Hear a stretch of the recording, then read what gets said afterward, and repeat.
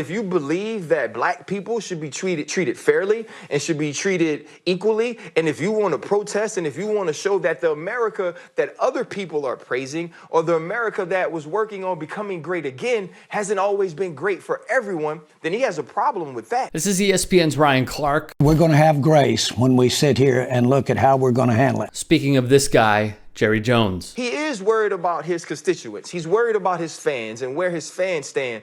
But more importantly, Jerry Jones is worried about his friends. It's a very important thing for the NFL to not allow people to kneel. So Jerry Jones is going to bounce around this thing and say, hey, you know, I just hope we do it with grace, and I hope we find a way to do it, and I hope the fans understand, because some things need to change. Because Jerry Jones is never going to say that racism exists. So we don't need to touch politics.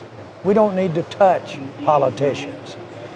We need to be the respite getting away from all of that. Jerry Jones isn't going to say that this society needs to change. Jerry Jones isn't going to say that the America that he forced his team to stand for in 2017. Our policy is that you stand at the anthem, toe on the line. Isn't the America that everybody else deserves to have.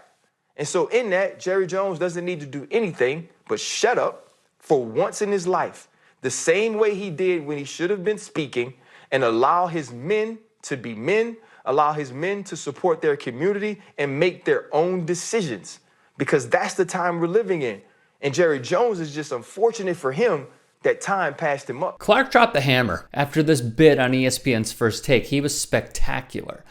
Now, you may be asking, what revelation brought out this analysis from Ryan Clark? Aside from the injustices black people face in this country, aside from the Elijah McClains, the Alton Sterlings, the Philando Castiles, the Michael Browns, the Breonna Taylors, the Sandra Blands, the Natasha McKennas, and the Rhea Miltons, as black women have the highest rates of homicide in the country per UCLA and Columbia law professor Kimberly Crenshaw. Here's what Jones said on NFL players kneeling. That is a huge issue, huge. I've said that I want our players to be very sensitive to just how important it is to the majority of our fans, how sensitive they are recognizing what this great country is and what this flag stands for.